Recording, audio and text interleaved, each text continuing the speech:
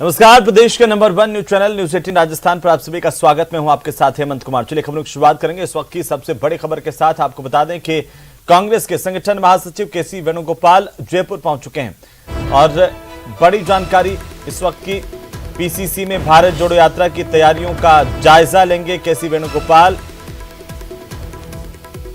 राजधानी जयपुर पहुंचे हैं केसी वेणुगोपाल और यहां पर पीसीसी में भारत जोड़ो यात्रा की तैयारियों का जायजा लेंगे। सभी कमेटियों के साथ केसी वेणुगोपाल बैठक करेंगे। करीब 4 बजे पीसीसी वॉर रूम में यह बैठक होनी है। सीएमआर जाने का भी उनका कार्यक्रम बन सकता है। संभवतः आज ही दिल्ली वापस लौटेंगे।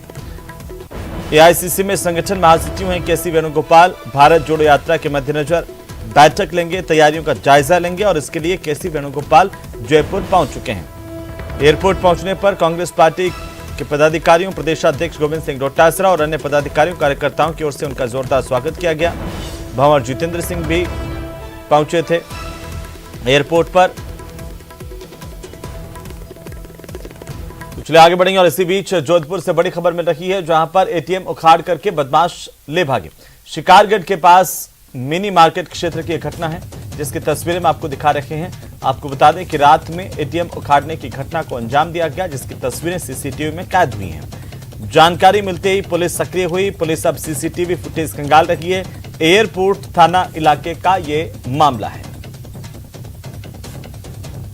बदमाशों ने एटीएम उखाड़ने की वारदात को अंजाम दिया। मिनी मार्केट से एक एटीएम उखाड़ करके बदमाश ले गए। 7 बदमाशों ने इस घटना को अंजाम दिया, जिसकी तस्वीरें सामने आई हैं। तो वहीं जोधपुर के लूणी क्षेत्र के बोरानाडा थाना इलाके में चोरों ने गोदाम में रखा तांबे और पीतल के स्क्रैप पर हाथ साफ किया है। घटना सीसीटीवी में कैद हुई और पीड़ित प्रशांत ने पुलिस में रिपोर्ट दर्ज करवाई। बोरानाडा झंवर रोड पर स्थित उसके गोदाम में तांबा और पीतल के स्क्रैप रखे हुए थे। चोर ने दीवार फांदकर गोदाम का दरवाजा खोला। तांबे के 250 किलो और पीतल का 220 किलो का स्क्रैप चुरा करके ले गए। पुलिस ने सीसीटीवी फुटेज के आधार पर चोरों की तलाश शुरू कर दी है।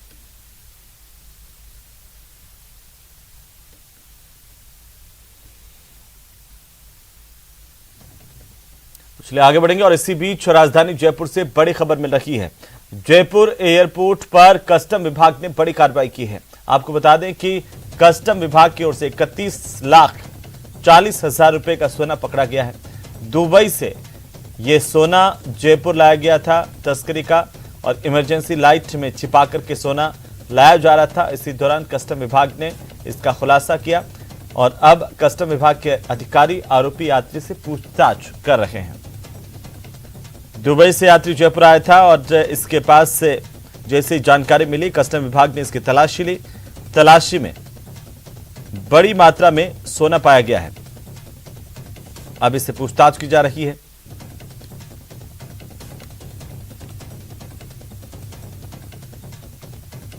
इसी बीच राजधानी जयपुर से बड़ी खबर है, जहां पर जेडीए की कार्रवाई हुई है। आपको बता दें कि इकोलॉजिकल जोन में जेडीए ने कार्रवाई की है, जहां पर जेडीए जोन 10 जयसिंहपुरा खोर इलाके में कार्रवाई की गई है। तस्वीरें आपकी टीवी स्क्रीन पर है।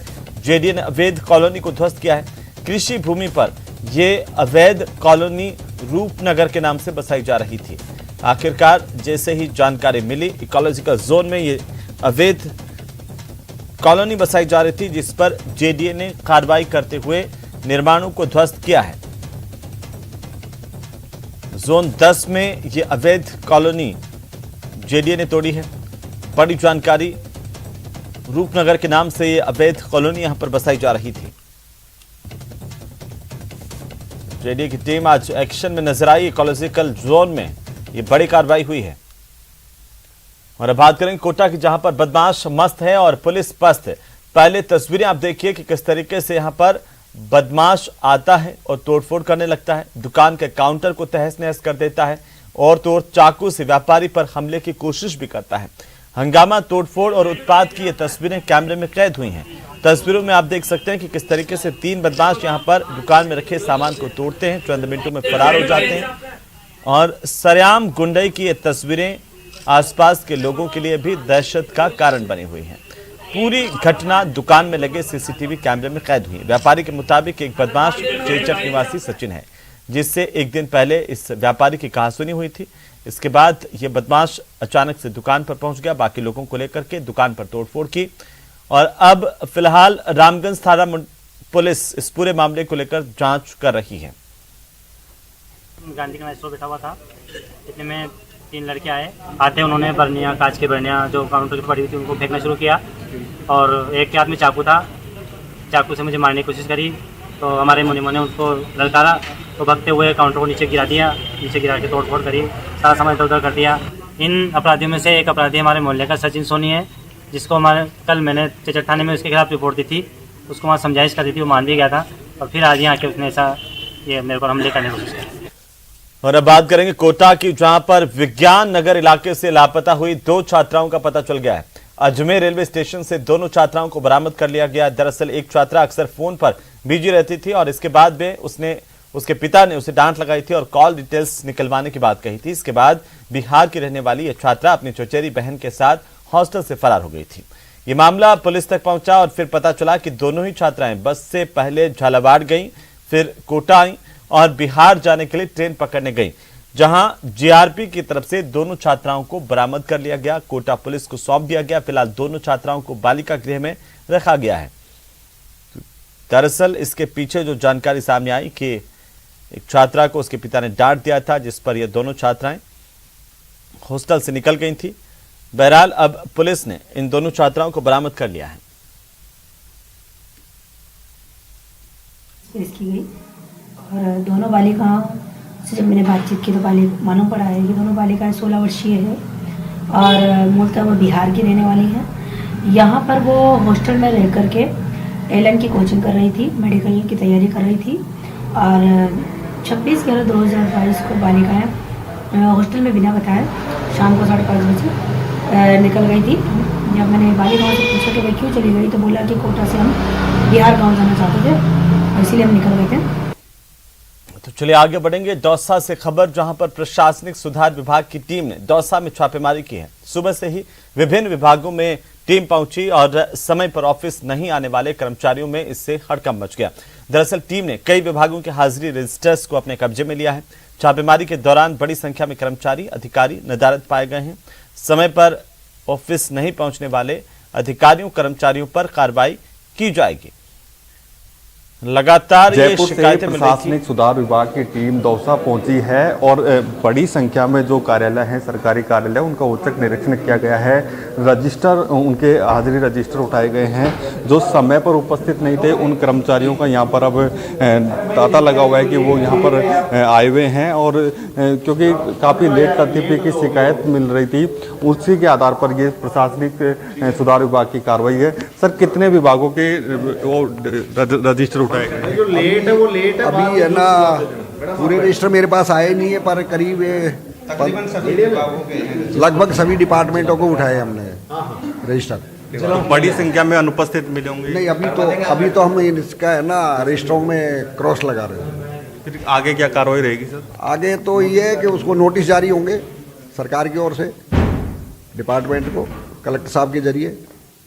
बिल्कुल, रजिस्टरों की संख्या देखकर अंदाजा लगाया जा सकता है कि करीब बड़ी संख्या में यहाँ पर रजिस्टर, करीब 40 से 50 रजिस्टर यहाँ रखे हुए, तो निश्चित रूप से 50 विभाग ये होंगे और भी रजिस्टर यहाँ पर आएंगे। अतिरिक्त जिला कलेक्टर के कक्ष में ये पूरी अब कार्रवाई चल रही है कि कौन कौन समय पर नहीं आया है। ऐसे में जो समय पर नहीं आया है उन पर नोटिस दी जाएगी और नोटिस के बाद में यदि संतोषप्रद जवाब नहीं मिला तो नियमानुसार कार्रवाई भी की जाएगी। आशीष शर्मा, न्यूज 18, दौसा। तो वहीं कोटा के सबसे बड़े एमबीएस अस्पताल में 5 दिनों से चल रही रेजिडेंट डॉक्टर्स की हड़ताल खत्म होने से मरीजों को बड़ी राहत मिली है। आपको बता दें कि हड़ताल खत्म होते ही मरीजों और उनके परिजनों की भीड़ अस्पताल में उमड़ पड़ी। 5 दिन से डॉक्टर्स हड़ताल पर थे। आखिरकार यह हड़ताल अब खत्म हो गई है। डॉक्टर कक्ष, पर्ची काउंटर, दवा काउंटर समेत सभी वार्डों में मरीजों की भीड़ रही। रेजिडेंट डॉक्टर्स की 5 दिन की हड़ताल खत्म होने से मरीजों और उनके परिजनों को राहत तो मिली ही है, लेकिन भीड़ के चलते कई मरीजों को समय पर इलाज नहीं मिल पा रहा है।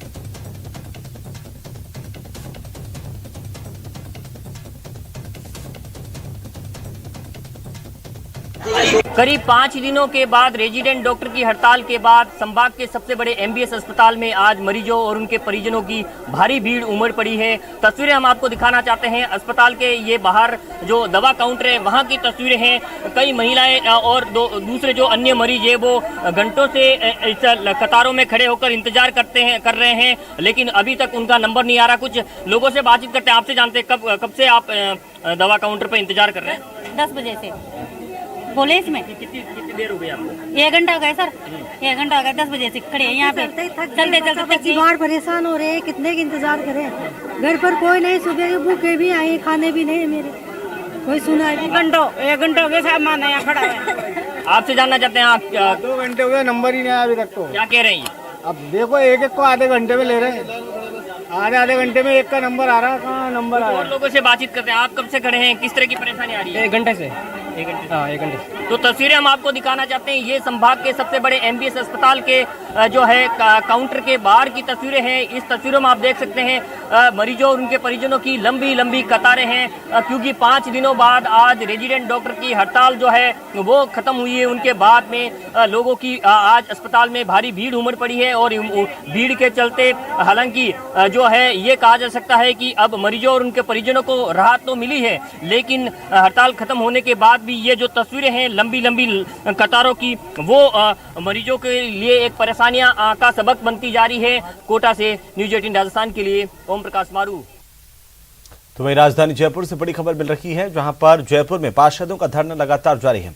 हेरिटेज नगर निगम जयपुर में पार्षदों का धरना और आज के दिन और इंतजार करेंगे पार्षद। सीएमआर पर प्रदर्शन को लेकर के चेतावनी इन पार्षदों ने दी है।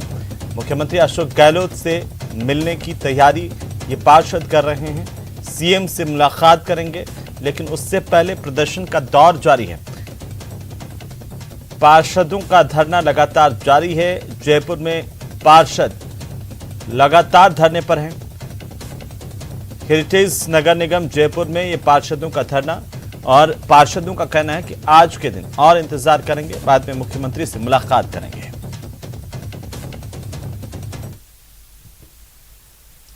तो वहीं नशे के कारोबारियों के हौसले काफी बुलंद हैं। वे पुलिस पर हमला करने से भी नहीं चूक रहे। ताजा मामला मध्य प्रदेश के नीमच का है, जहां पर राजस्थान मध्य प्रदेश की पुलिस और नारकोटिक्स ब्यूरो की संयुक्त कार्रवाई के दौरान तस्करों ने पुलिस की टीम पर अंधाधुंध फायरिंग कर मौके से फरार हो गए। इस टीम ने मौके से 50 लाख रुपए का डोडा चूरा जब्त करने के साथ ही भारी मात्रा में असलहे बरामद किए हैं। संयुक्त टीम ने मध्य प्रदेश के नीमच के सिंगोली में एक गोदाम पर छापेमारी की, जिस पर तस्करों ने अंधाधुंध फायरिंग शुरू कर दी और अंधेरे का फायदा उठाकर तस्कर मौके से भागने में कामयाब रहे।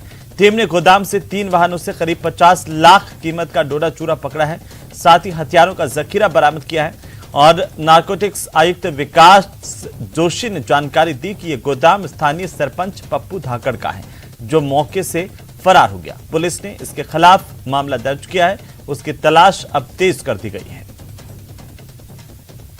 तस्कर जो है जिसका ये जगह थी, ये जो गोडाउन था वो अवैध निर्माण करा हुआ था। और बड़ी आश्चर्य की बात है कि ये जो तस्कर है वो उस गांव का सरपंच भी है और अभी तक वो लापता है और अभी हम इसकी खोजबीन चल रही है।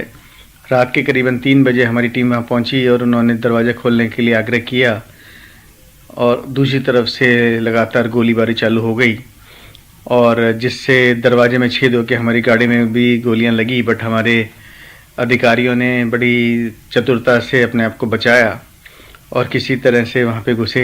इस दौरान सारे जो 2-3 तस्कर थे वो दीवार पे चढ़ के फान के और गोलियां चलाते हुए भाग गए। 50 लाख रुपए का डोडा चूरा यहां से बरामद किया गया है।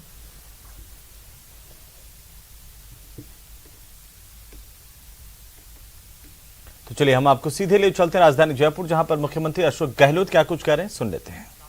राहुल गांधी जी और राजस्थान में बहुत शानदार तरीके से यात्रा निकलेगी और पूरे प्रदेशवासी बहुत सहयोग करेंगे उसके अंदर। सर ये जिस तरीके से कांग्रेस शासित राज्य में पहली बार आ रही है, कई जगह जैसे इनको मनाने की भी, गुजरों को भी मनाने की कोशिश की जा रही है, इस तरीके की बातें आ रही हैं। मनाने की जरूरत नहीं है, गुजर हो चाहे कोई भी हो, हर व्यक्ति को अधिकार होता है कि अपनी बात कहना। ये तो लोकतंत्र की खासियत है और यही कांग्रेस ने हमेशा अपनाया इस बात को। हम कोई बीजेपी तरह तो है नहीं कि पत्रकारों को अगर पत्रकार असमझ व्यक्त करे तो जेल जाओ, साहित्यकार हो, लेखक हो, और उनकी मीटिंग में चले जाओ। तो जिस प्रकार का व्यवहार किया है आज से 15-20 साल से आप भी देख रहे होंगे, जगह जगह पत्रकार पिटाई किसने की है? बीजेपी लोगों ने करी है। कांग्रेस वाले हमेशा प्यार से गले लगाते हैं और व्यवहार करते हैं। पत्रकारिता के साथ में जो होना चाहिए पत्रकार के साथ में व्यवहार कांग्रेस करती आई है, इसलिए ये काम उनका है। सर राहुल गांधी ने कल एक बयान दिया है, राहुल गांधी ने क्या सच्चाई बताई, क्या मानते हैं सर? आप दोनों ही उनके नेताओं बयान को एसेट बताया, उन्होंने कहा है कि आपको एसेट पायलट साहब आपको को दोनों को एसेट बताया। बताया कांग्रेस पार्टी का। लेकिन और नेता जो बयानबाजी कर रहे हैं उससे देखिए लगता है भाषण जो अगर राहुल गांधी जी ने कहा है, वो हमारे सबके नेता हैं। जब राहुल गांधी जी ने कहा है एसेट है तो फिर एसेट है, फिर डिस्कशन किस बात का? हमारी पार्टी की सबसे बड़ी खूबी ही रही है आज़ादी के पहले, आज़ादी के बाद में, जो नंबर 1 नेता होता है उसके डिसिप्लिन में पार्टी चलती है। जो कांग्रेस अध्यक्ष होता है उसके डिसिप्लिन में पार्टी चलती है। हमारे यहाँ उनके कहने के बाद में कोई गुंजाइश रहती नहीं है और पार्टी की तरह। सिर्फ राहुल गांधी ने कह दिया कि एसेट है तो हम सब एसेट ही हैं। सर उन नेताओं के बारे में बल्कि ये भी है, वो हम लोगों के साथ में उनके माने ये भी थे, हर कार्यकर्ता एसेट है, हम कार्यकर्ता एसेट है।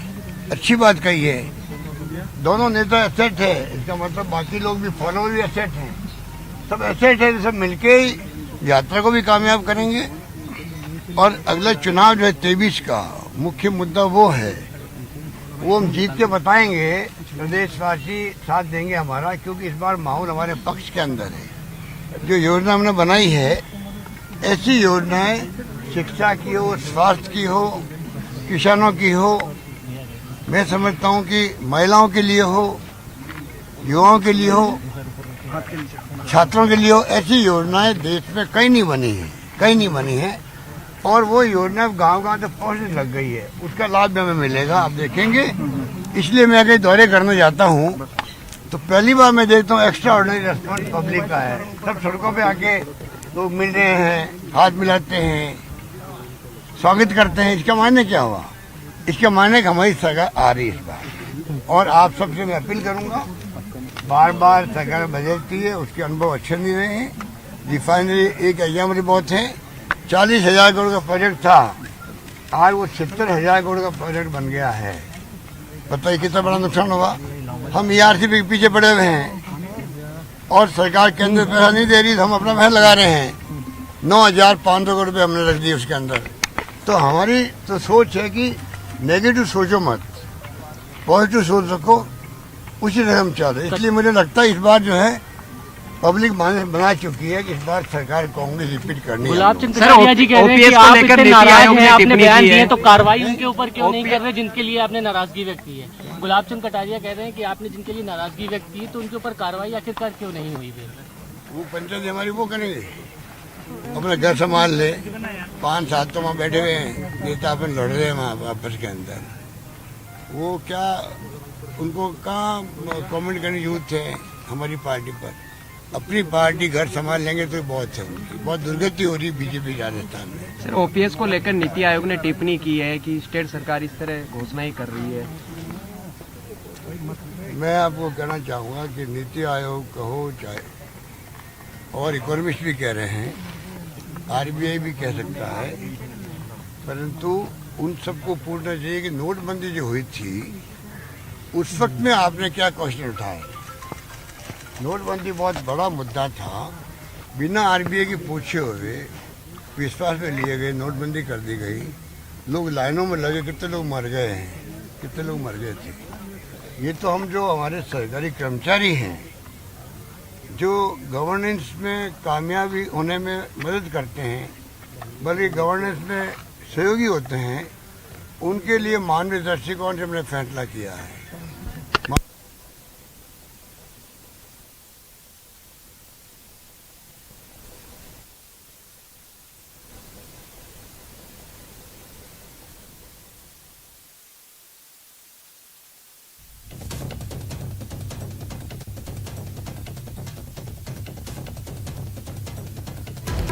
तो ये बड़ी जानकारी आप सुन रहे थे। सीएम अशोक गहलोत को राजधानी जयपुर में पत्रकारों से बातचीत करते हुए उन्होंने कहा कि कांग्रेस के सभी कार्यकर्ता एसेट हैं। साथ ही उन्होंने कहा कि हमारी पार्टी में आज़ादी से पहले भी, आज़ादी के बाद भी जो नंबर 1 नेता जिस तरीके से कह देते हैं उसके बाद किसी तरह की कोई गुंजाइश नहीं बचती है। राहुल गांधी ने जो कहा वो सही कहा। और साथ ही भारतीय जनता पार्टी पर निशाना साधते हुए मुख्यमंत्री नजर आए। साथ ही उन्होंने कहा कि जो माहौल है वो उनके पक्ष में है और वे फिर से सरकार बनाएंगे, इसी पर सभी का ध्यान है।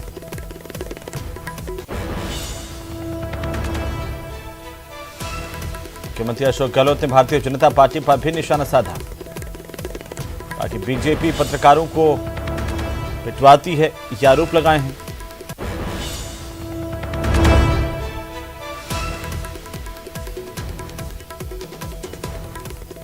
चलिए इसी के साथ ही इस बुलेटिन फिलहाल इतना ही। नमस्कार।